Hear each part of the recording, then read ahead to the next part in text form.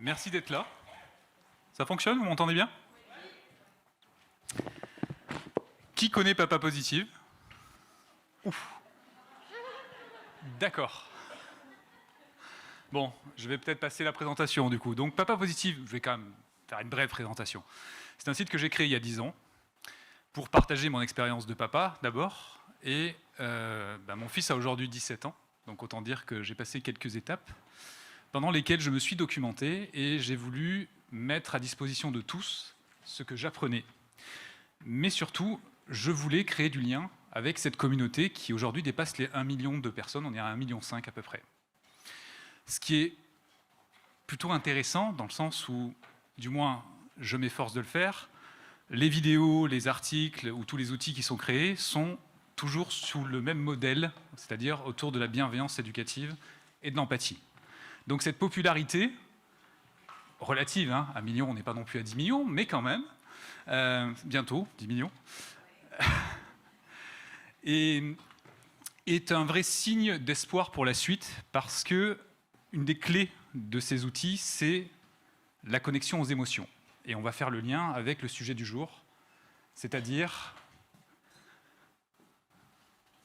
comment punir avec empathie.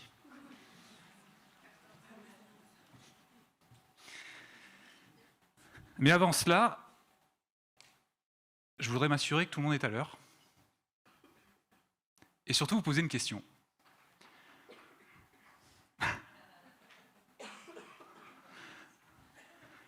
Si on vous avait dit, vous venez ici, sinon, vous auriez eu une sanction, une punition quelconque.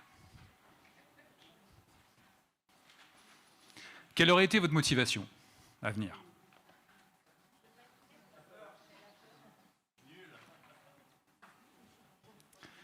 Aujourd'hui, vous êtes libre de venir. Je reprends un petit peu ce que disait Isabelle, la liberté. Vous avez été libre de venir et vous vous êtes peut-être connecté à votre curiosité, à votre besoin d'apprendre, à votre besoin de comprendre, à votre besoin d'avoir des solutions par rapport à votre quotidien, parce que c'est peut-être un quotidien souffrant avec vos enfants. Et il faut le dire, je pense que cette souffrance, il est essentiel de l'accueillir. C'est d'ailleurs un des premiers motivateurs, si on veut, de la popularité de Papa Positive. C'est-à-dire qu'à un moment, c'est « j'en peux plus, j'ai besoin de solutions ». Donc, les personnes viennent me voir, me posent des questions, j'essaye de regrouper ces questions et de créer des contenus pour pouvoir apporter des pistes, mais pas des solutions ni des recettes. Lorsque j'ai lu la thématique du jour, c'était un peu le piège dans lequel on pouvait tomber, c'est-à-dire offrons des alternatives aux punitions, et puis essayons-les, ces alternatives-là. Sauf qu'en réalité, derrière cet acte de punir, il y a des racines très profondes parfois qui sont établies sur des générations et des générations. Et pour parvenir à adopter un nouveau comportement, il est d'abord important de se poser la question, en effet, ai-je été puni? Suis-je en train de reproduire des punitions que j'ai subies? Ou ai-je compris quelque chose au niveau de la société qui consiste à dire, eh bien, si je fais mal, je suis puni. C'est-à-dire une sorte de croyance générale qui consiste à se dire, je n'agis que par peur de recevoir une punition ou de recevoir une sanction. Et c'est là où on est totalement privé de liberté, c'est qu'on n'est pas du tout connecté à nos besoins essentiels quand c'est comme ça. On agit que par peur. Et l'amygdale cérébrale dont on parlait tout à l'heure, au niveau du cerveau, est active le plus souvent possible. On est en situation de stress, on a 3 comportements de stress. Allons-y, on va voir si vous avez écouté les...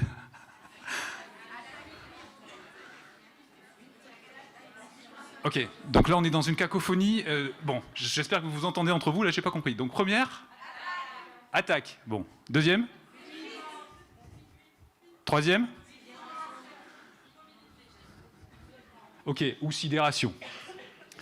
Et en fait, il y en a 5, d'après ce que disait Isabelle, en réalité, sachant qu'il y en a un qui découle, c'est le faune, c'est ça? Qui découle de la sidération. Hein, c'est ça, faune. C'est ça.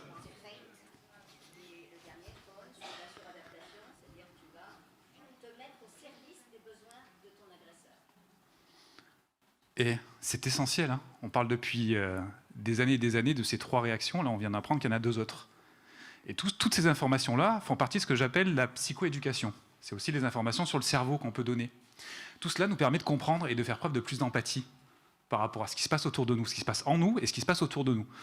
Isabelle, tout à l'heure, a donné plein d'informations sur le fonctionnement. Le fonctionnement, bon, c'est un terme un peu péjoratif, mais en tout cas, la manière dont le cerveau apprend, le cerveau adolescent, cerveau merveilleux en effet, et on peut, à partir du moment où on a ces informations-là, comprendre que le comportement de l'ado n'a pas pour intention de nous mettre en vrac, c'est-à-dire de nous offenser et d'être dans la provocation, parce que tout cela est du jugement. C'est-à-dire que cette compréhension, cette connaissance qu'on acquiert au fil des années concernant les enfants, et je vous invite d'ailleurs à ouvrir des livres pour cela aussi, parce que je fais des vidéos et je fais des articles, mais en termes de retour sur expérience, je peux vous dire que les meilleurs enseignements sont faits à partir des livres. Parce que cela demande un effort supplémentaire, déjà d'ouvrir un livre. Il y a un aspect aussi touché, donc j'ai autre chose, et je me pose pour apprendre. Je me pose. Et cette façon de se poser, plutôt que d'être dans un mode viewing de vidéos qui peuvent s'enchaîner, en plus maintenant avec les réseaux sociaux, les vidéos s'enchaînent les unes après les autres, ben à un moment on ne capte rien en fait. Mais vraiment, quand je dis capter, c'est les informations, on les capte rien ou mal. Donc ce que je préconise, c'est de faire un peu les deux, quoi. Alors les vidéos, c'est très bien, et je ne vais pas vous demander de ne pas venir voir mes vidéos. D'ailleurs, formulation négative qui va vous inviter à le faire. Mais surtout, de vous poser et de lire. Là, par exemple, cette question, comment punir avec empathie, elle évoque quoi pour vous?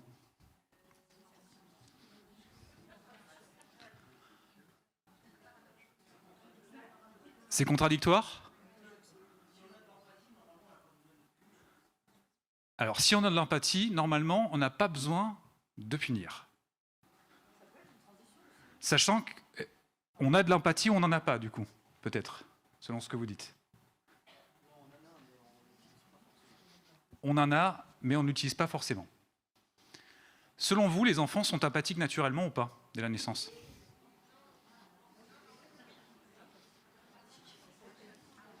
Alors, je suis intéressé par le nom. Empathique. Mais je crois qu'il n'y a pas eu qu'un nom. Qui pense que les enfants ne sont pas empathiques dès la naissance? Vous ne serez pas puni, hein, si vous levez la main. Oui, dès la naissance. Tout à fait. En fait, l'empathie, c'est évolutif, l'empathie. L'enfant va commencer à imiter ce qu'il voit autour, etc. Et l'empathie va se développer au fur et à mesure. Et les adolescents vont acquérir une empathie qui va même leur permettre de pouvoir ressentir, à partir de 13 ans, je crois, par là, enfin en moyenne, on ne va pas donner des âges précis, mais de ressentir, par exemple, que lorsqu'il y a la guerre dans un pays, eh bien, les autres sont tourmentés. Mais cette capacité, elle s'acquiert. C'est-à-dire qu'un enfant de 6 ou 7 ans n'est pas forcément capable de pouvoir se dire, bah tiens, telle personne dans tel autre pays ressent ceci, pense ceci. L'empathie est un phénomène évolutif qui peut se développer, évidemment, mais qui dépend aussi des connexions au niveau de notre cerveau. D'ailleurs, les activités que nous faisons avec nos enfants et avec nos adolescents vont plus ou moins développer cette empathie. L'empathie, c'est aussi l'empathie qu'on va leur offrir à nos enfants et à nos adolescents. Est-ce que quelqu'un pourrait se lever, s'il vous plaît, et me dire ce qu'il ressent à l'instant T, maintenant, là, tout de suite?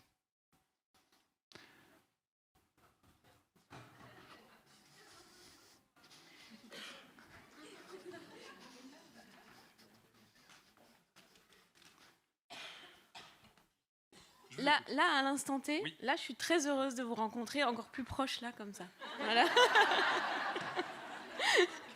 Ça change devant l'écran. Voilà. D'accord. Oui. Donc, il passe autre chose, et du coup, vous ressentez de la joie? Ok. Autre chose, peut-être? D'accord. Oui, bien sûr, bien sûr. Très bien. C'est juste... Eh bien, très bien. Ok. Oui, c'est pour ça que j'allais avec, en fait. Ouais.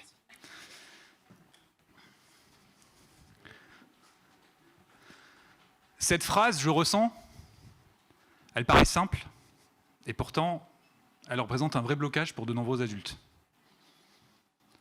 parce qu'on n'a pas forcément le décryptage de ce qui se passe en nous, parce que ça passe d'abord par le corps, et le parallèle qu'on peut faire entre justement ce qui se passe dans notre corps et l'aspect verbalisation. Je ressens telle émotion, je ressens une émotion de telle intensité. Cela paraît simple comme ça quand on le dit, mais qui est capable de faire ça tout au long de la journée? Par exemple, en état de stress ou en état, on va dire un état de colère modéré, parce qu'en état de colère extrême, on n'est pas capable de faire grand-chose. Est-ce que vous êtes capable de dire, à haute voix ou dans votre tête, là en ce moment, j'ai mes muscles qui sont en train de se raidir, j'ai ma mâchoire qui est bloquée, mais mon cœur est en train de battre très fort. Bref, j'ai l'impression que je suis en train de ressentir de la colère. On va faire un petit test dans la salle. Qui est capable de faire ça?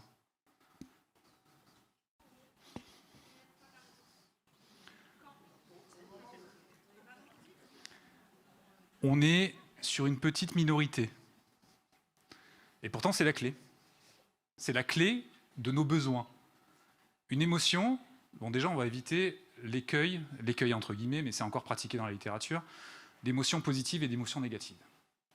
On va parler d'émotions agréables et d'émotions désagréables. Pour la raison suivante, c'est qu'on peut avoir un frein par rapport à une émotion négative, parce qu'on va porter ce jugement-là. Mais dans la littérature scientifique, hein, Isabelle, on emploie encore ce terme-là.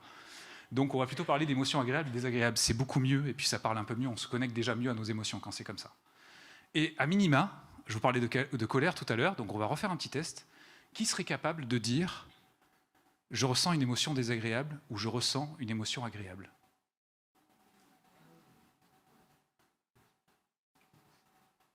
C'est déjà une première compétence.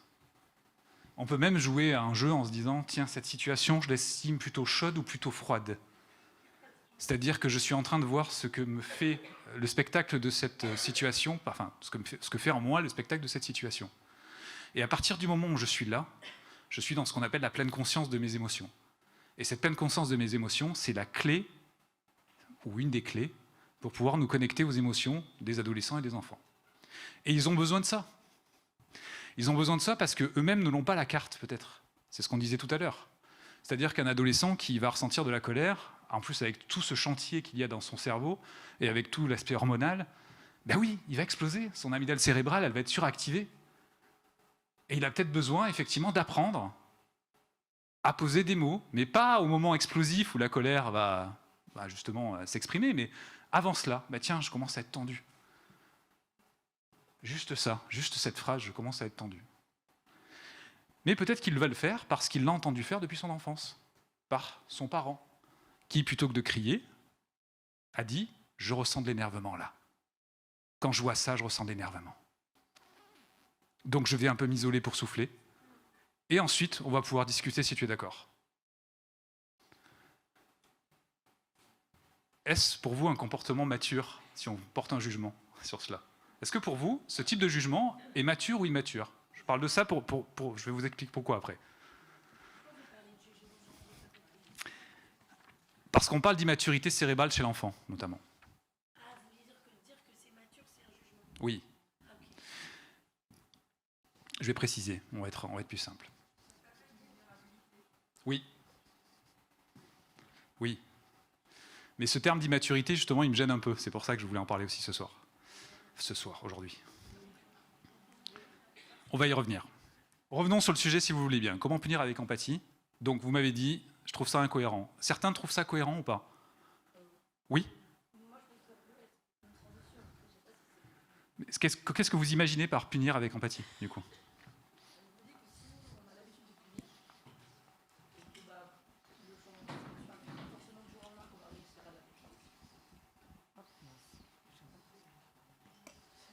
Oui, je me dis que si on a l'habitude de punir, c'est pas une bonne habitude, mais voilà, on est là, on vient apprendre des choses, et du coup, on se dit, bah, si j'arrive pas à arrêter de punir de suite, peut-être que j'essaie de punir un peu avec empathie. Enfin, pour moi, ça, c'est pas complètement incohérent dans le sens où la punition, on va l'adapter, on va dire, bah, écoute, je vais faire comme ça parce que j'ai pas d'autre solution, parce que les enfants, ils peuvent quand même comprendre des choses aussi, et on va le faire, mais on va peut-être lui expliquer pourquoi. Par exemple, écoute, on va être obligé de le faire parce que regarde, les petits te regardent. Et si je te dis à toi que c'est pas bien, donc je te laisse là 2 minutes, peut-être qu'eux, ils vont faire attention. Et pour moi, là, ça va être moins négatif que ce qu'on peut, enfin, ce que moi je peux voir parfois, que je peux faire aussi. Hein. Oui. Parce que des fois, on est pris par le temps, parce que parfois, on a 5 minutes pour régler les problèmes, et que du coup, comme on est moins équipé que certains, on se débrouille avec ce qu'on a. Et du coup, là, pour moi, c'est punir avec empathie, et il y a moins d'effets néfastes sur l'enfant. Enfin, voilà, je pense. Après, je ne sais pas si... Voilà. D'accord. En Autre gros. remarque par rapport à cette phrase? Oui. Merci. Vous voyez à quoi ça sert d'écrire? Vous venez de réfléchir et de donner une nouvelle dimension à cela. Est-ce que c'est effectivement de l'empathie pour nous ou l'empathie pour l'autre? J'ai envie de vous dire les deux. En revanche, à quel moment on est capable de faire preuve d'empathie selon vous?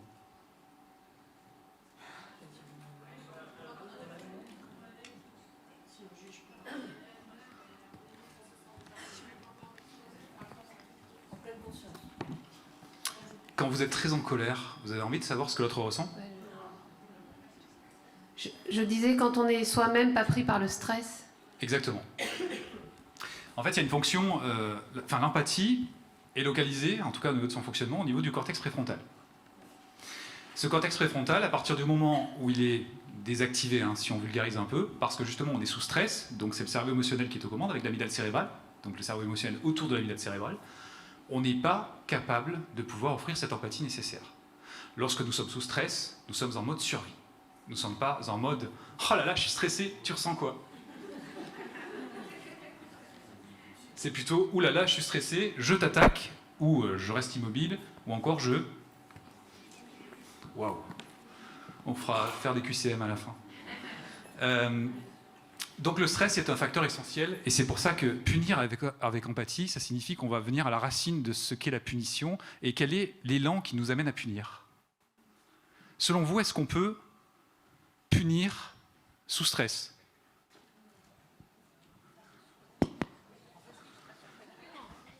En fait, c'est peut-être la voie royale en fait. C'est-à-dire que lorsque je punis, c'est que je me suis senti agressé, je ressens de la colère, je ressens de la douleur, et quelque part, infliger de la douleur à autrui va peut-être même me soulager. C'est paradoxal, hein? Mais parce qu'on est en mode survie. Donc la première des choses, et c'est pour ça que je disais punir avec empathie, effectivement ça peut paraître étrange comme phrase, c'est traiter d'abord comment réactiver l'empathie pour éviter de punir. Et on va voir justement si c'est possible, si vous le voulez bien.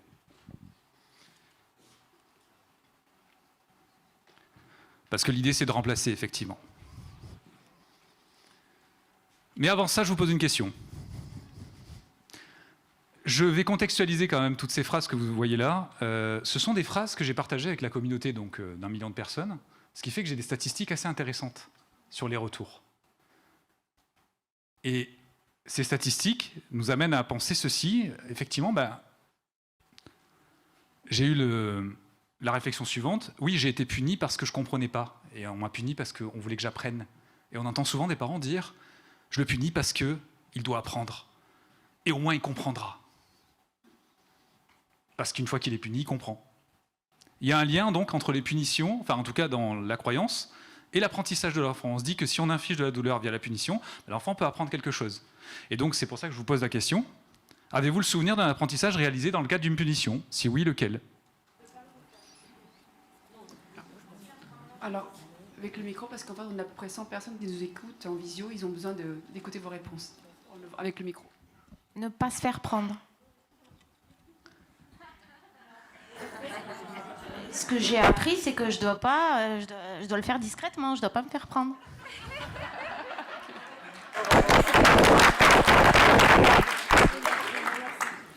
Quelqu'un d'autre?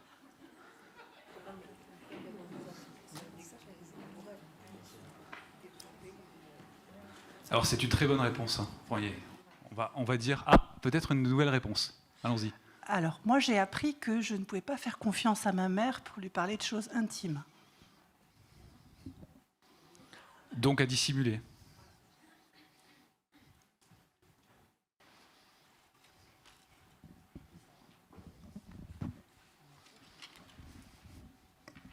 Moi, j'ai appris que des claques pouvaient laisser des marques pendant une semaine.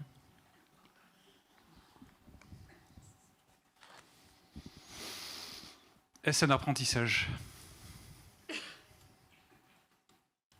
On peut se poser la question, du coup. Hein. Bon.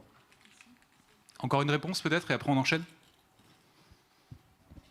J'ai appris à mentir. Et c'est la réponse numéro 1 sur Internet, évidemment, mentir. Qu'est-ce que j'ai appris à faire? À mentir. Pour ne pas me faire prendre, en fait. Donc punir apprend à éviter d'être puni. Ça reste limité hein, comme apprentissage. Maintenant qu'on le sait, on va voir comment faire autrement, si vous le voulez bien. Mais en activant donc l'empathie, c'est ce qui va nous servir à prendre des bonnes décisions par rapport à si. Bonne décision, non, je ne vais pas dire bonne décision. À envisager des solutions qui nous correspondent, dans l'idée d'être en lien avec notre enfant, notre adolescent, et nous-mêmes aussi. Donc voilà, ok. Et pour ça, on va tester, et on va surtout ressentir. J'aurai besoin de 2 volontaires, s'il vous plaît. Allons-y.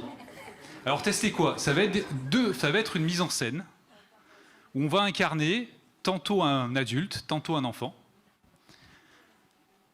Et on va essayer de s'interroger sur les émotions en jeu, les croyances, etc.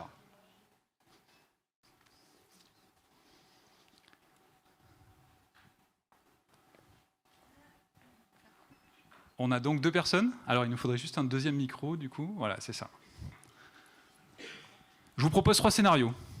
Alors, au choix, soit on met un peu de pression, c'est pas vous qui choisissez, c'est la salle. Soit c'est vous qui choisissez. Non, la salle. Allez, un peu de pression. Alors, quel scénario on va faire à l'applaudimètre, si vous voulez bien. Scénario 1. Quoi? Scénario 2.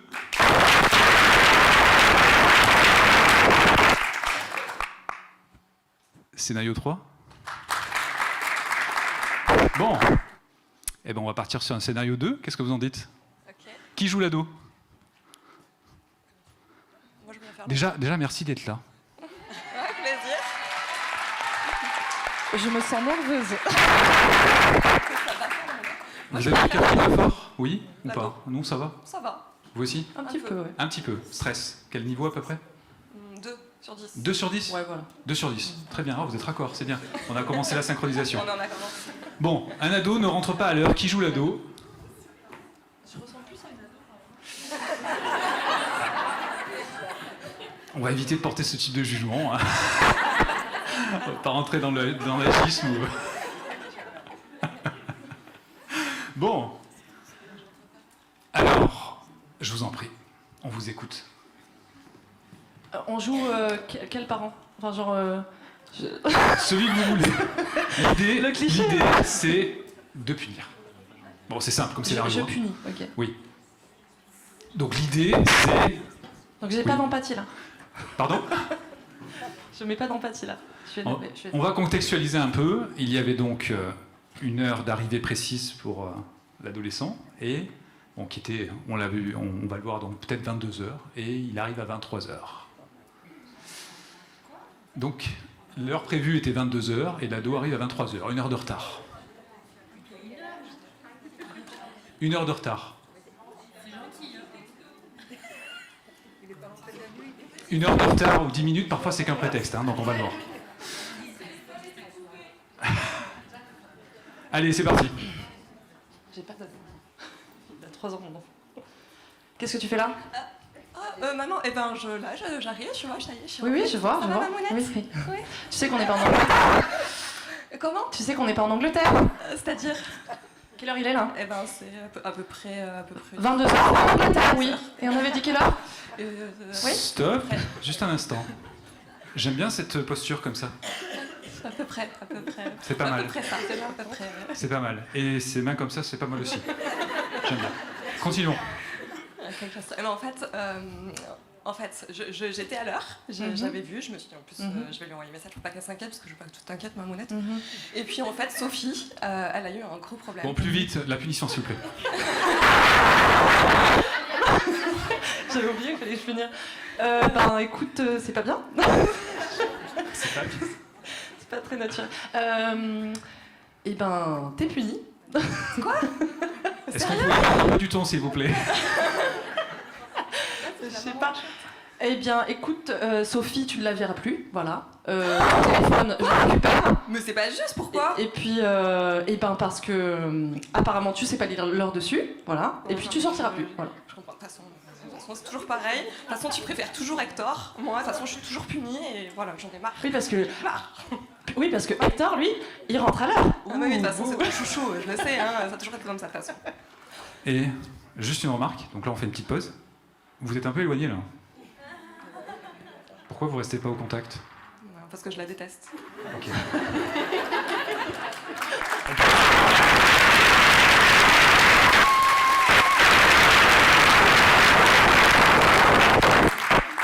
Ah, on n'a pas fini. Pardon. Autant pour moi. On commence à peine. Ma fille, viens là. Je sais pas si Il y a quelques producteurs dans la salle d'ailleurs, donc profitez-en pour faire bonne impression. J'aimerais qu'on réponde à ceci. On va se replonger dans ce scénario. Donc qui punissait? La mère. C'est qui? C'est moi. Ah, histoire de remettre, Ouais. de se remettre dans le Ça costume. se voyait pas. Non. On va essayer de regarder ces 4 items là. Le lien, la sécurité intérieure, le stress et l'activation du cerveau supérieur. Je vais vous expliquer après, sauf si vous avez déjà la réponse. Lorsque on est dans une situation de punition, je vais vous poser la question à chacune. Donc, on va commencer par la mère. La qualité du lien, c'est quoi? Je dirais 0. Non, allez. On est complètement à gauche. Oui. Donc on se sent... Ah non, on est complètement à droite. Non, à droite, plutôt. oui, plutôt, oui. On se sent complètement éloigné. Mhm. Ok. La sécurité intérieure. Bah, faible, Ok. Le stress. élevé, Et l'activation du cerveau supérieur, ça veut dire, est-ce qu'à un moment, Faible. je suis en train de réfléchir ou plutôt est-ce que je suis en train de réagir? faible. Donc je réagis au stress. On va passer à l'autre... alors changement de caméra. Le lien, lorsque on est puni. Tout à droite. Ok. La sécurité intérieure. Tout à gauche. Le stress. Quasi tout à droite. Ok. Et l'activation du cerveau supérieur. Est-ce que je suis plutôt dans une réflexion? Je suis en train de réfléchir à ce qu'on est en train de me dire ou est-ce que j'ai plutôt envie de réagir? Tout à gauche. Ok. Ce sont des indicateurs qu'on peut garder en tête, mais toute la journée, ceci. Je suis comment dans mon lien avec mon collègue de travail? Je suis comment dans mon lien avec mon adolescent? Je suis combien? Enfin, mon adolescent, c'est pas le mien, hein, pas possessif, mais avec un adolescent, avec un enfant. Est-ce que je ressens de la sécurité intérieure? Est-ce que je ressens du stress? Est-ce que je ressens de l'activation du cerveau supérieur? C'est-à-dire, est-ce que je suis en train de réfléchir ou est-ce que je suis en train de réagir? J'ai mis des petits liens entre les deux parce que la sécurité intérieure, enfin le stress, dépend, tous ces items-là sont plus ou moins liés. Et c'est important de pouvoir se dire, ben, j'en choisis un déjà, peut-être. C'est-à-dire que quand mon adolescent arrive de cette soirée où il a eu 1 heure de retard, je viens de le punir, il se passe quoi, en réalité? Alors oui, je suis stressé, ça fait 1 heure que je végète. Je me dis quoi intérieurement? Décharge la colère, enfin, décharge le stress. Oui. De la Je peur. me dis, il fait exprès? Il a fait exprès. Il me cherche. Et tout ça, effectivement, ben, avant qu'il arrive, on est en train de vivre la crise. Avant qu'il arrive. Alors qu'en réalité, peut-être que lorsqu'il va arriver, l'émotion qui va prédominer, alors oui, ça va être du stress, mais il y aura une autre émotion peut-être derrière, qui est laquelle? Rassuré.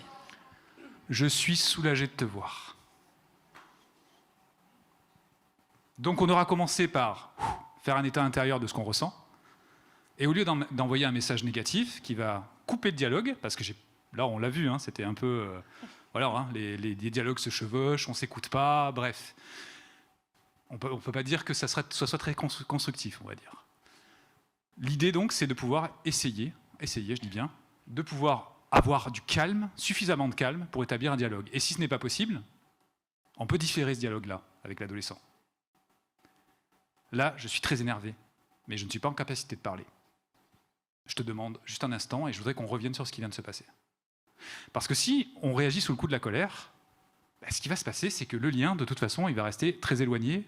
Parce que, je ne sais pas si Alors moi j'aime bien cette image-là, mais concernant les punitions, c'est souvent ce geste-là, quoi. T'es puni. Tu es puni.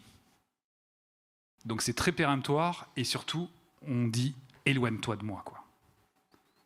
Alors certes c'est pour se sauvegarder aussi parce qu'on sent du danger, on s'est senti agressé, mais finalement au lieu d'essayer de trouver le pourquoi de ce qui s'est passé, on va juste réagir en urgence pour rester en vie. C'est un mode survie, quoi. Mais un mode survie qui blesse et qui fragilise le lien au final, parce qu'on n'est pas en capacité ensuite de pouvoir réfléchir et trouver des solutions ensemble.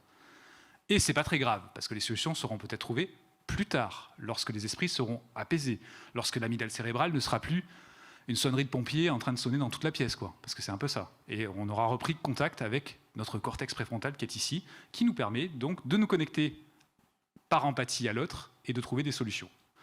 Si vous le voulez bien, on va refaire cet exercice, mais en inversant les rôles. Et cette fois, c'est 3 heures de retard. On va voir que c'est la même chose, mais...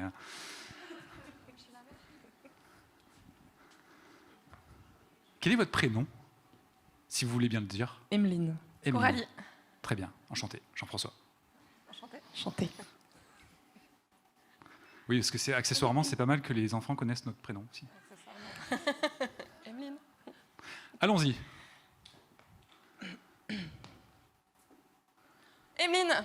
Maman. Ah oui, Emeline. T'as vu leur filet là? Regarde ta montre. Regarde leur filet.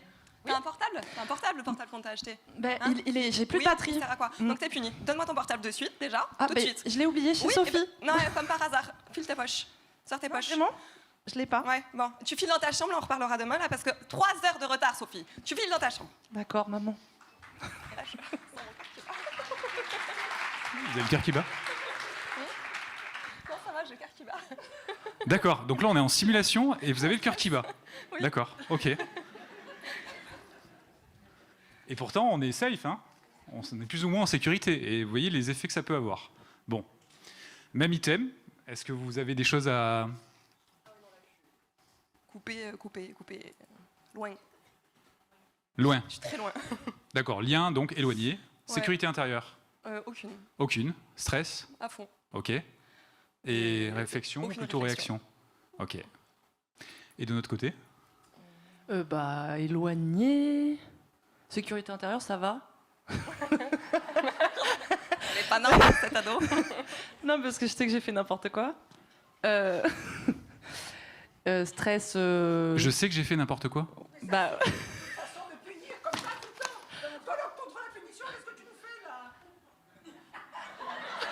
Là, ça va pas bien. Là.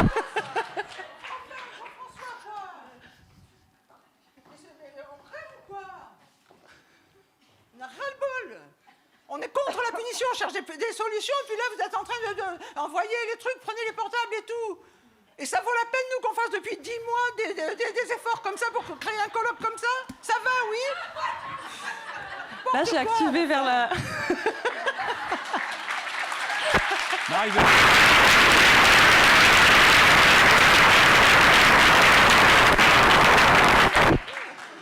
Alors, ce qui est intéressant, c'est que la personne plus punie est punie de nouveau là. Du coup,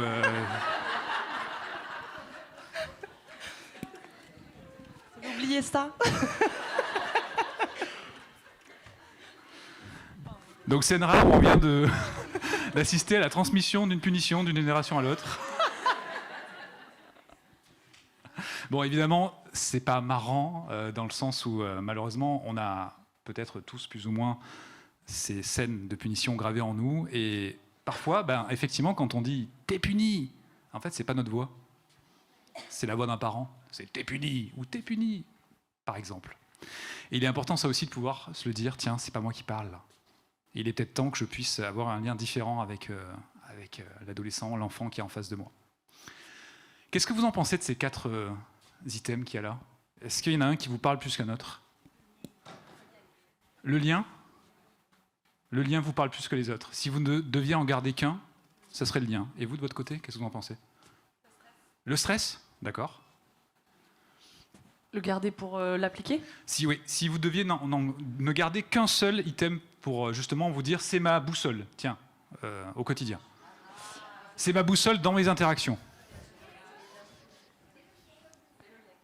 J'hésite entre stress et lien, ouais. D'accord. Je pense. Faut choisir. Non, pas forcément. On peut même en prendre plusieurs. Hein. C'est pour Non, ça que j'en ai mis 4. les 4, c'est bien. Hein. Les 4, c'est bien? D'accord. Et vous en verriez un autre ou pas? Activation du cerveau, je trouve. Je réfléchis, je réagis? Ouais. D'accord. Bon, en fait, vous pouvez choisir ce que vous voulez et même fabriquer votre propre boussole interne avec vos propres loupiotes qui vont s'allumer. L'essentiel, c'est surtout de faire ce mouvement d'introspection. Puis ensuite, de réagir, enfin d'agir plutôt en conscience, pas de réagir justement. Parce que ce travail d'introspection va nous permettre d'accueillir ce que nous ressentons, donc le stress, voir l'émotion. Mais l'émotion, comme on l'a vu tout à l'heure, vous l'avez noté, dire « je ressens telle émotion », ça demande quelques capacités. En revanche, là, se dire « je ressens du stress au niveau de mon corps », c'est déjà plus accessible. Puis on a vu aussi que dire « si c'est désagréable, c'est agréable », c'est aussi plus accessible. Je mets l'accent ici sur le fait qu'on peut se créer notre propre apprentissage émotionnel comme ça, et y aller par paliers, pour s'encourager. À se dire bah, « tiens, aujourd'hui, j'ai fait attention à mon stress 3 fois par jour ». Et peut-être même que j'ai fait un peu de cohérence cardiaque pour réguler ce stress. C'est un premier point. Ou de la respiration consciente, peu importe. Même que ceci, je peux le faire au volant. Parce qu'au volant, le stress peut être là. J'ai un feu rouge, j'en profite pour me recentrer sur ma respiration pendant le temps du feu rouge. Et ceci est important parce que c'est donner à notre corps l'information que ça va. Quand on se concentre sur notre respiration, parce que vous l'avez noté, vous l'avez dit tout à l'heure, j'ai le cœur qui bat plus fort, parce que quand le stress est là, la respiration va accélérer. Et quand je me concentre sur ma respiration, vous pourrez le noter plus tard, même maintenant, vous allez vous rendre compte que cette prise de conscience, cette pleine conscience de la respiration, va venir diminuer vos symptômes de stress. Comme si le corps ne demandait qu'à être écouté dans ce moment-là. Alors encore faut-il avoir ce réflexe. Et ce réflexe, justement, il s'acquiert par l'entraînement.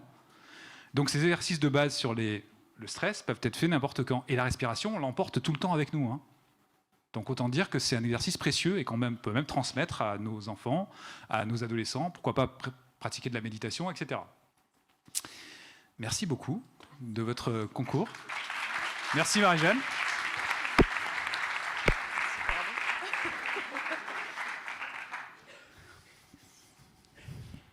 Je voudrais qu'on réfléchisse à ce petit dessin. Vous voyez, c'est un petit dessin avec très sommaire, mais surtout aux phrases qui sont inscrites ici et ce qu'on vient un peu de voir là.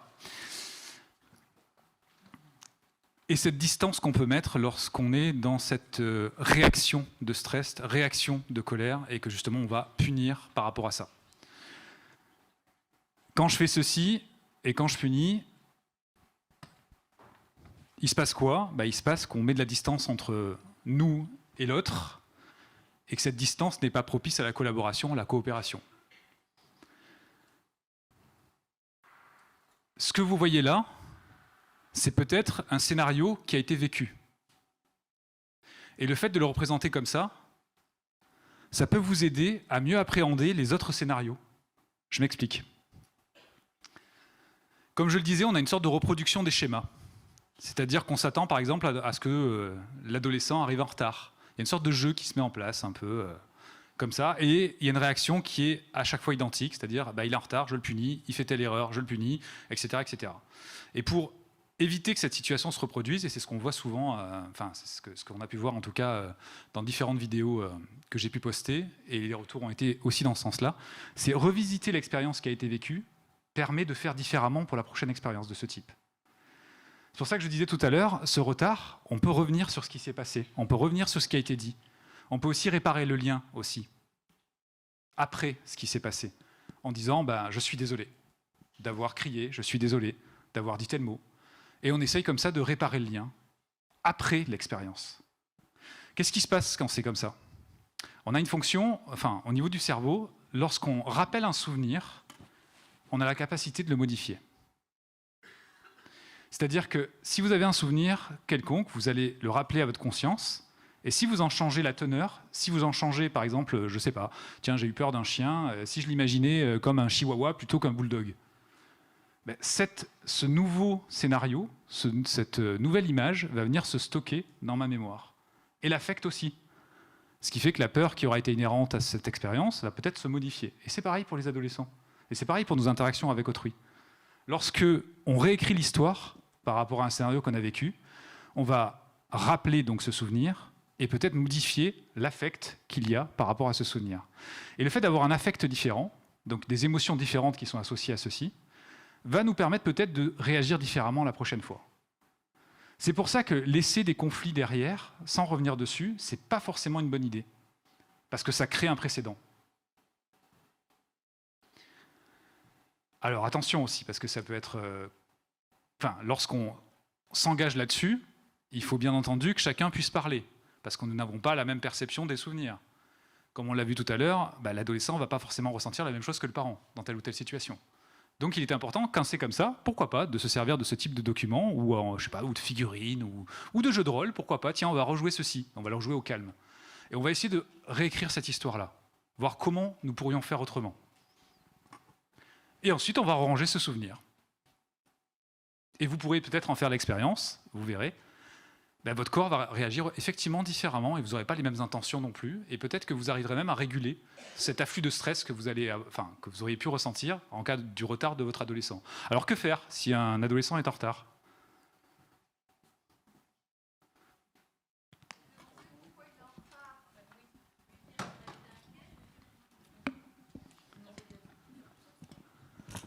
Quelqu'un peut prendre le micro, si vous voulez.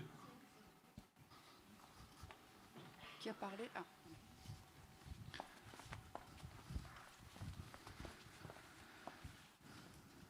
S'inquiéter pour lui, lui demander pourquoi il a été en retard. Parce que nous, ça nous a inquiétés. D'accord. Donc, lui demander son pourquoi. Ok. L'accueillir. Commencer peut-être par lui dire je suis contente de te revoir parce que j'étais franchement inquiète. C'est du vécu ? Oui. Ok. D'autres réponses peut-être ?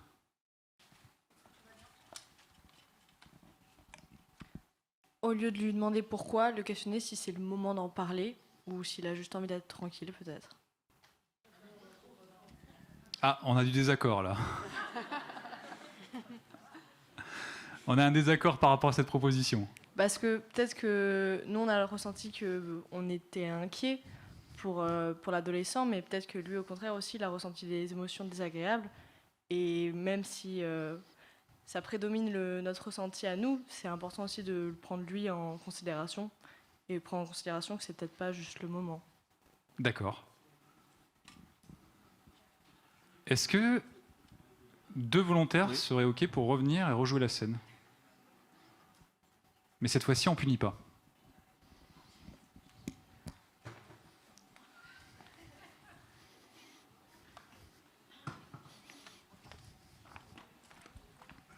On va voir si c'est crédible. Merci.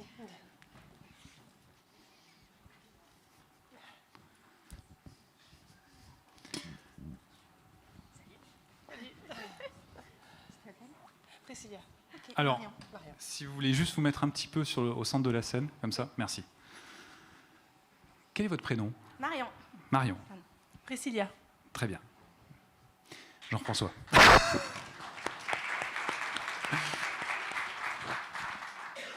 Qui souhaite jouer l'adolescent et qui souhaite jouer le parent ou l'adulte ?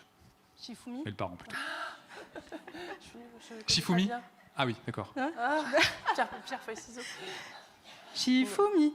Je connais pas. Je connais Pierre feuille ciseaux, mais je connais pas Shifumi. Comme tu veux. Non, mais après, peu importe. Hein. Okay. De toute façon, chacun va prendre l'autre rôle après. Oui, voilà, donc. on peut changer. On commence juste. Ouais, allez. Bon. Super. Le scénario, vous l'avez en tête ? Ouais, je rentre Celui de tard. tout à l'heure, le même. Ok. La porte s'ouvre ? 1 heure ou 4 heures ? Ouais, 3 heures, c'est bien. 3 heures. 3 heures. Ouf. Et donc, 3 heures de retard. Qui est resté éveillé déjà ? Ah ouais, moi. Coucou maman. Coucou. Je vais me coucher, il est tard. Hein. Bonne nuit. Attends, 1 minute, attends.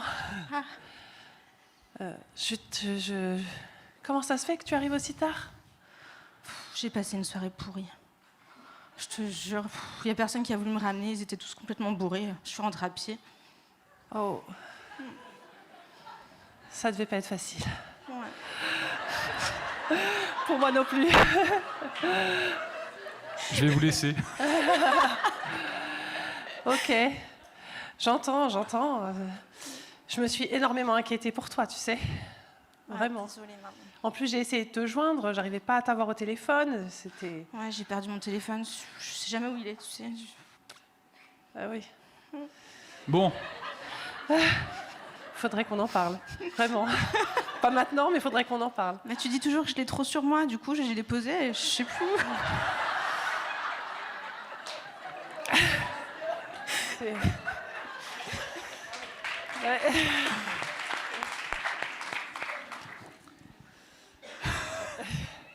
Ça va aller, maman? Ouais, écoute, je crois qu'il faut que là, ça redescende un peu parce que je suis tellement stressée. Je respire. Voilà, je pense qu'il faudrait qu'on. Bon, en tout cas, je suis contente que tu sois rentrée, mais je me suis inquiétée, vraiment. Ah, câlin. Ah tu oui. vois, un câlin.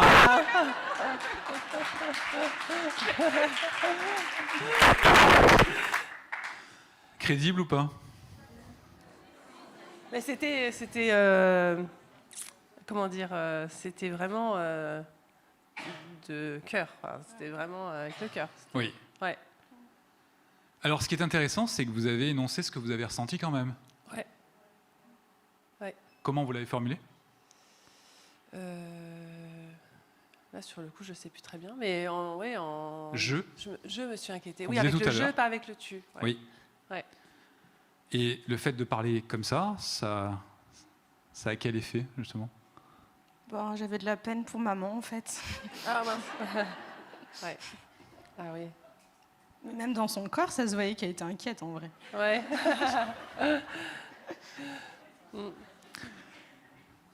Ce qui se passe ici, c'est que l'adulte a gardé son calme, a partagé son ressenti, et l'adolescent, alors c'est sûr, c'est pas une situation réelle, hein, Ouais. certes, mais l'adolescent est peut-être capable de pouvoir se connecter aussi à son parent, justement, pour savoir ce qu'il ressent. Donc on est vraiment sur du partage d'émotions et de ressentis. Et ça, c'est un peu le drapeau blanc. C'est-à-dire que je viens en paix. Je souhaite comprendre ce qui s'est passé, et moi je partage effectivement ce que j'ai ressenti. Et cette disposition permet d'éviter de glisser justement sur cette opposition entre l'adolescent et son parent. Le fait de s'exprimer comme ça. Et ça a un autre effet, c'est-à-dire que c'est ce que je disais tout à l'heure, le fait, lorsqu'on est en face de quelqu'un, de dire je ressens telle émotion, ça fait travailler cette partie-là du cerveau, donc le cortex préfrontal, et ça vient apaiser l'amygdale cérébrale et le cerveau émotionnel. Donc plus vous le ferez, et plus vous apprendrez à réguler vos émotions. Ce qui ne veut pas dire refouler ses émotions, on est bien d'accord, hein. C'est poser des mots sur ce qu'on ressent. Et ce dialogue, on peut l'avoir de manière externe, comme ici, c'est-à-dire partager nos émotions avec quelqu'un, et on peut l'avoir aussi de manière interne. Et peut-être d'ailleurs que c'est ce qui s'est passé. Tiens, mon ado n'est pas à l'heure, je ressens beaucoup de stress. Là, je le sens au niveau de ma poitrine, je le sens... voilà, parce que ça peut être aussi les sensations physiques, évidemment. Oui. Et le fait que la fille voit sa mère comme ça crée pas beaucoup de culpabilité peut-être aussi de voir sa mère stressée, de voir sa mère... Alors, en effet, elle a dit j'ai eu de la peine, c'est ça? Ouais. J'ai eu de la peine. Donc, est-ce que c'est du chantage affectif? Selon vous? Authentique. Selon si c'est authentique ou non. Bah, moi, je ne l'ai pas ressenti comme un jeu de pouvoir ou un jeu de culpabilité. J'avais vraiment de la peine pour maman, quoi. Vraiment. Non, je ne l'ai pas forcément vu comme un jeu de pouvoir non plus, mais est-ce que justement le fait que de voir son parent très, atteint, très inquiet, ça peut pas créer un sentiment de culpabilité fort chez l'enfant ou chez la personne, justement qu'elle puisse s'en vouloir, mais plus que nécessaire peut-être? Enfin, je sais pas si... Si, je comprends la question. Est-ce qu'il y a eu de la culpabilité? Un peu d'avoir pas pris mon téléphone et de pas avoir prévenu, mais... D'accord. Mais pas de pas être rentré... Enfin, Alors, la culpabilité est une émotion saine si elle n'est pas excessive. C'est-à-dire la culpabilité, c'est par exemple un enfant qui vient de renverser un jouet et qui a cassé un jouet ou qui a renversé un verre, l'eau s'est répandue, peut ressentir une certaine culpabilité par rapport à cela. Et c'est une culpabilité qui va l'amener à avoir une action réparatrice, mais naturellement. Donc on peut l'aider, on peut lui dire, bah tiens, de quoi as-tu besoin pour réparer ceci? Mais naturellement, il va y avoir cet élan, parce que C'est un peu la différence entre la honte et la culpabilité. La culpabilité permet de rester au contact avec nos pairs. La culpabilité a une fonction sociale, ce qui n'est pas forcément le cas de la honte. Par exemple, si on revient sur cette situation et que vous aviez dit « t'es insupportable, t'es nul, etc. », peut-être qu'il y aurait eu un ressenti de honte. Peut-être. Et ce ressenti de honte amène à faire quoi, selon vous ? Qu'est-ce qui se passe quand on ressent de la honte ? On se dévalorise. On a envie de disparaître. Et effectivement, la honte n'est pas une émotion qui permet de pouvoir rester en lien et de pouvoir réparer, par exemple, ce qu'on aurait pu commettre comme erreur. La honte, et c'est pour ça que les jugements et les étiquettes de ce type, de leur tu es nul, etc., ne vont pas être propices à trouver une issue gagnant-gagnant à des situations. En revanche, la culpabilité, quand elle est normale, c'est-à-dire qu'on la ressent normalement, quand on fait une erreur, on peut ressentir de la culpabilité, là oui, ça nous amène à avoir des actions réparatrices pour rester, comme je le répète, en contact avec les autres. On inverse les rôles, vite fait ? Ça vous dit ? Allez, alors, pareil, 3 heures de retard, et on y va, c'est parti. Pas de punition, hein, on est d'accord. Pas de punition. Parce que ça fait 10 mois qu'on prépare ça, donc on fait pas de punition. Est-ce que vous pourriez juste venir au centre de la Ah, je salle, pensais s'il me vous mettre plaît. sur le canapé, parce Merci. que moi, ça fait 3 heures, je Eh bien, dors en allons-y, fait. dans le canapé. Très bien.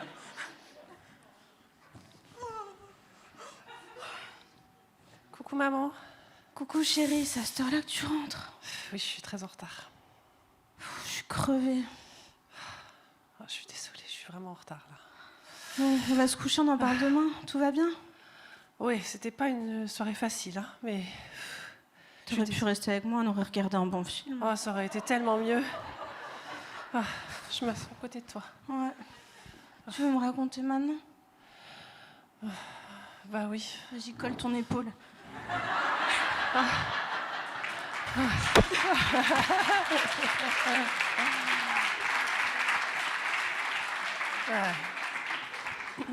C'était une soirée pas rigolote. Non, c'était vraiment dur. Oh, ma chérie, t'as l'air triste. Bah oui. C'est ça, c'est de la tristesse. Alors. Puis je voulais te prévenir et je pouvais même pas, j'avais plus de batterie. Oh, moi non plus, j'ai plus de batterie.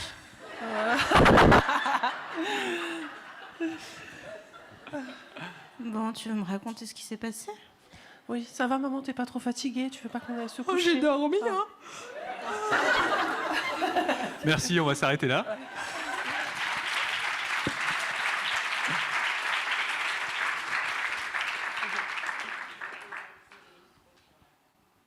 Ces rires, j'espère que vous allez les emporter la prochaine fois que vous serez dans ce type de situation. Parce qu'en fait, c'est ce qu'on appelle le pas de côté. Justement, le fait d'éviter de se prendre un peu trop au sérieux, parce que la parentalité, c'est quand même assez dur. Donc faire ce pas de côté, comme on peut le voir ici, ça peut désactiver certaines situations à risque et nous permettre ensuite de pouvoir garder ce lien qui est si important, garder cet amour inconditionnel dont on parlait et trouver des solutions ensemble. Est-ce que je peux intervenir Oui. juste un petit témoignage, parce que c'est quelque chose que j'ai vécu moi avec mon adolescente. Et ce que je voulais dire, c'est qu'il faut être aussi, sûr de comment on agit, parce que le problème aussi, c'est les autres, le regard des autres. Parce que j'ai eu moi ce genre à peu près de réaction, et pourtant, elle était en festival et j'ai eu quasiment presque 24 heures pas de ses nouvelles. Donc imaginez le taux de stress que j'ai eu. Oui. Mais le lien que j'ai avec elle a fait qu'on a pu discuter. Et en fait, j'étais entourée de ma famille, enfin de ma belle-sœur, qui, elle m'a dit « Mais comment tu peux laisser faire ça ? Elle te manque de respect. » Enfin, il y a eu vraiment, après, quelque chose qu'on m'a renvoyé sur la manière dont je réagis avec ma fille. Et je pense qu'il faut être vraiment convaincu que c'est comme ça qu'on veut agir, nous, avec notre enfant, pour ne pas... agir autrement, je ne sais pas comment vous dire, mais ce témoignage, c'est le regard des autres. On vit dans la société, c'est important, et c'est bien qu'on discute de tout ça. C'est bien que ces colloques existent, parce qu'il faut... Pardon. Voilà. Merci. Merci pour le témoignage. Donc la pression sociale, la pression du jugement, la pression des critiques qu'on peut recevoir. Et c'est vrai que ma fille n'a pas répondu à ça. C'était sa tante.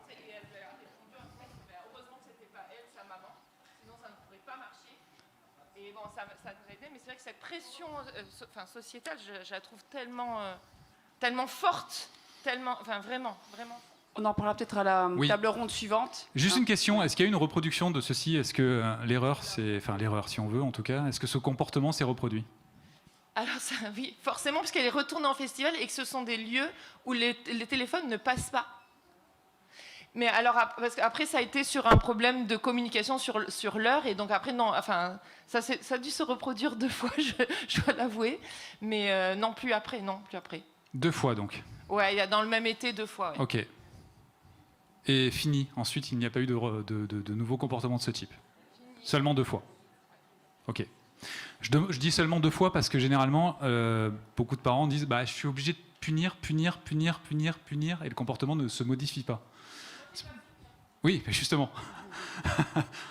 Merci. Merci.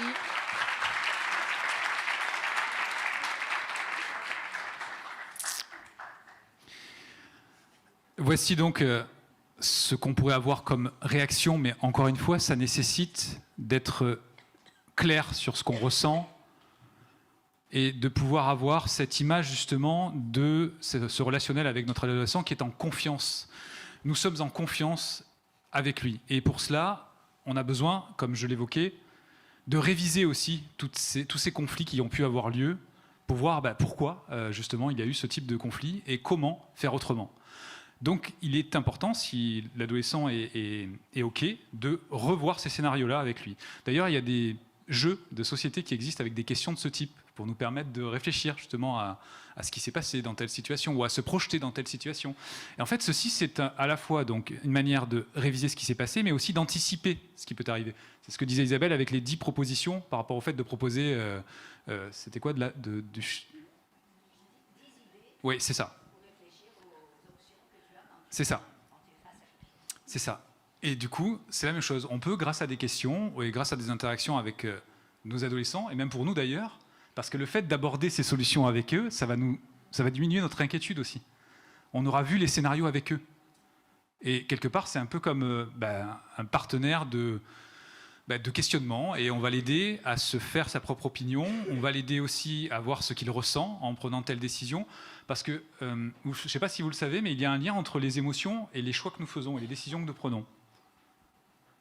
C'est-à-dire que si nous sommes bien en lien avec nos émotions, nous sommes capables de prendre des décisions qui sont plus rationnelles que si nous ne sommes pas en lien avec nos émotions. C'est paradoxal, parce que la rationalité, ce n'est pas au même niveau, mais le fait d'écouter nos émotions nous permet de prendre de meilleures décisions.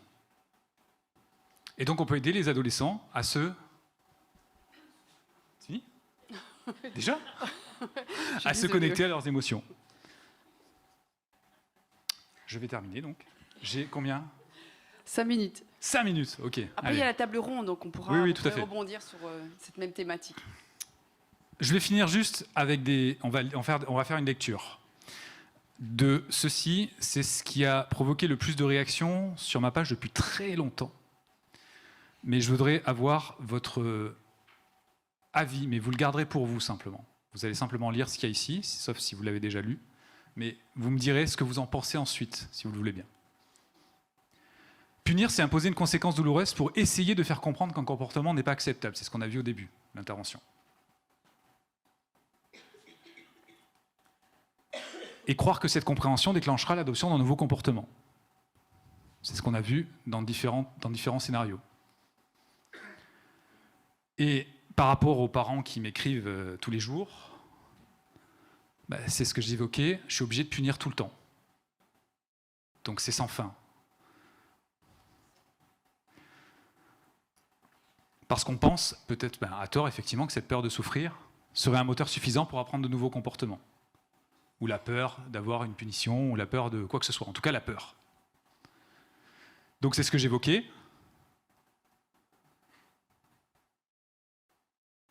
Les punitions ont tendance à augmenter en fréquence, à se diversifier, parce qu'on s'habitue, à force d'être traité d'une telle manière.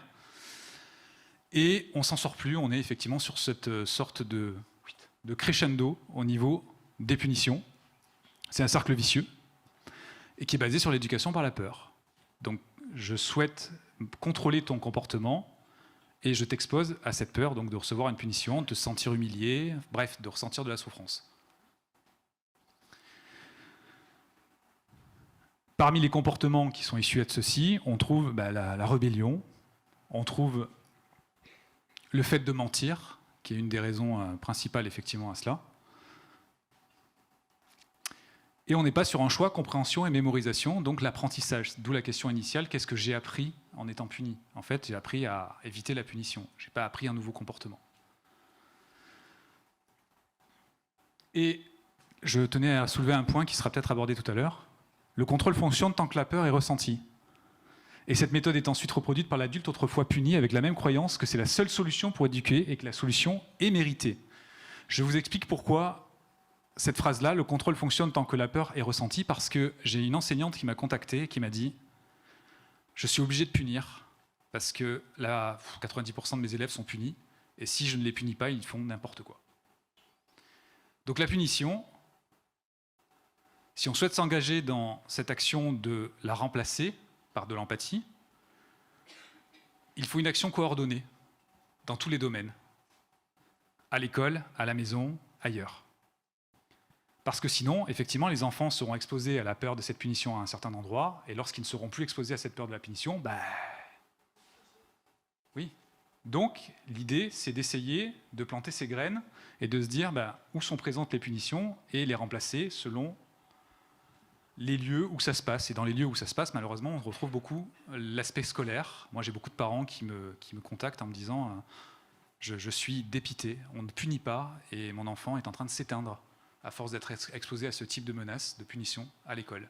S'éteindre dans le sens aussi créativité. Hein. C'est-à-dire que l'enfant n'est plus aussi vivant, si on veut, que lorsqu'il était, simplement à la maison en contact avec ses parents. Donc quand je dis que c'est une action coordonnée, c'est surtout le fait d'offrir de l'empathie aux personnes aussi qui punissent, parce qu'on l'a vu, punir, ça peut être causé par des automatismes, ça peut être causé par une histoire, et le fait de demander à ces personnes déjà ce qu'elles ressentent lorsqu'elles punissent, c'est pour ça qu'on a fait cet exercice-là, ça peut nous amener sur la voie de changement de comportement, mais qui ne sont pas liés à des injonctions, du style « arrêtez de punir parce que mon enfant n'est pas d'accord, c'est n'importe quoi, je vais vous dénoncer », mais plutôt essayer de construire des ponts et de la communication. Alors attention, là je parle de punition, pas de maltraitance, hein, je parle juste de punition, voilà. Parce que maltraitance, on agit tout de suite, évidemment. Mais la communication est essentielle. Je vais vous donner aussi, pour finir, un exemple. Une maman psychologue a donc éduqué son fils avec les principes de l'éducation bienveillante. Et donc, il est capable de dire non. Donc, il y a cette notion de consentement aussi pour beaucoup de choses. Il le dit avec fermeté parce que ses parents le disent aussi. Et finalement, ils sont à l'écoute des besoins, des émotions de chacun. Et cet enfant a été, il y a 4 ans, il a été puni, en fait, dans son école. Et il a regardé l'enseignante, il a dit « Je ne suis pas d'accord, c'est pas juste ». Donc cet enfant de 4 ans, face à un adulte, a dit « Je ne suis pas OK avec ça ». L'adulte interloqué a pris ce message, ce qui était ce premier message dans toute sa carrière, hein, qu'un enfant lui dise comme ça que c'était pas OK, que c'était pas juste, et ne l'a donc plus puni. Donc elle a aussi échangé avec les parents, mais ça s'est arrêté là. La punition s'est arrêtée là. Pourquoi je vous parle de ça? Parce que les enfants, effectivement, qu'on éduque dans cette liberté, dans ce respect de leurs besoins, de leurs émotions, sont capables de s'affirmer, d'avoir confiance en eux, et d'être capables de dire à un moment, non, je ne veux pas de ce traitement-là, je ne mérite pas ça, c'est non. Et l'adulte qui, à ce moment-là, pour l'enseignant en tout cas, n'avait jamais eu cette résistance, mais cette résistance dans la paix, parce que l'enfant a dit juste « je », il a employé un message « je », hein, comme j'évoquais tout à l'heure. Hein. Non, je ne suis pas d'accord, je trouve ça injuste. L'a fait réfléchir et l'a fait modifier son comportement. Et c'est pour ça que cette clé, on peut l'offrir aussi à nos enfants et nos adolescents, c'est déjà de ne pas accepter ce qui ne résonne pas en eux, ce qui ne dit pas oui en eux, et de pouvoir avoir suffisamment de force pour dire non. Et cette capacité à dire non, il est nécessaire de la travailler avec eux. C'est-à-dire que lorsqu'un enfant va nous dire non, ou un adolescent va nous dire non, eh bien on va l'accepter, on va l'accueillir ce non. On ne va pas le prendre comme un affront. Ok, tu n'es pas d'accord, je vois que tu n'es pas d'accord. Est-ce que tu veux qu'on en discute? Est-ce qu'on peut en discuter? Et peut-être que, et c'est le cas donc pour les enfants, j'ai souvent des questions entre 2 et 3 ans où ils ont besoin de cette autonomie, mais c'est une sorte de... On a aussi ce besoin d'autonomie, bien sûr, qui refait émergence au niveau de l'adolescence. Ben, c'est ok, c'est non, mais qu'est-ce que tu proposes? Et là, ben, c'est magique. C'est-à-dire que le parent n'est plus dans « j'impose », mais il est dans l'écoute, et on est dans la co-construction d'une solution. Dans le respect des règles, dans le respect des repères, plutôt que des règles d'ailleurs, et finalement, ben, on est tous OK, quoi. Et si je vous parle de ça, c'est que je reçois des milliers de messages toutes les semaines pour me dire, mais en fait, depuis que j'ai commencé à écouter mes émotions, à écouter les émotions de l'enfant, à verbaliser donc ces émotions, à parler de mes besoins, à comprendre qu'un enfant a un cerveau en construction, qu'un adolescent lui aussi a un chantier au niveau de son cerveau, donc toutes ces connaissances-là ont fait qu'on a gagné en empathie et que des parents me disent « mais oui, j'ai arrêté toutes ces méthodes coercitives, j'ai arrêté de punir, je crie presque plus et je me sens connecté ». J'imagine que Enfin, en tout cas, moi, ça me ravit de lire ceci, parce que je me dis, avec de la persévérance et avec du temps, ça fait 10 ans que j'ai créé Papa Positive, eh ben on peut y arriver. Mais pas en jugeant, pas en punissant, simplement en offrant cette empathie, c'est ce que j'essaye de faire, et en ouvrant le dialogue, et en se disant, ben, ok, tu as peut-être cette perception-là pour l'instant, mais c'est pas définitif. Et beaucoup de parents arrivent, lorsqu'on les accepte tels qu'ils sont, à changer aussi. Et c'est aussi ça que je voulais vous dire, parce qu'il y a aussi cette injonction en éducation positive qui consiste à dire, ouais, il faut que je fasse de l'éducation positive, il faut que je fasse de l'éducation positive, je dois pas crier, je dois pas crier, je dois pas crier. Tout ça, c'est de la résistance. Et cette résistance, cette énergie, elle est un peu perdue. Au lieu de ça, c'est se dire, voilà, aujourd'hui j'en suis là, j'accepte comme j'agis, et maintenant, une fois que j'ai accepté comme j'agis, je peux changer. Et surtout en formulant les choses de manière positive. Je veux arrêter de crier. Formuler positivement, ça deviendrait je parle calmement. Parce que c'est aussi ça, se fixer des bons objectifs pour avancer. Et je m'encourage tous les jours. Tiens, je criais 10 fois par jour, maintenant j'ai crié 9 fois hier. Waouh! Champagne! Et ensuite, on ouvre le débat, on dit, tiens, allez, comment on pourrait faire pour que ça se passe encore mieux? Et on co-construit des solutions, ensemble. Les enfants sont acteurs, les parents aussi, tout le monde est content. On appelle ça une équipe, c'est ce qu'on évoquait tout à l'heure.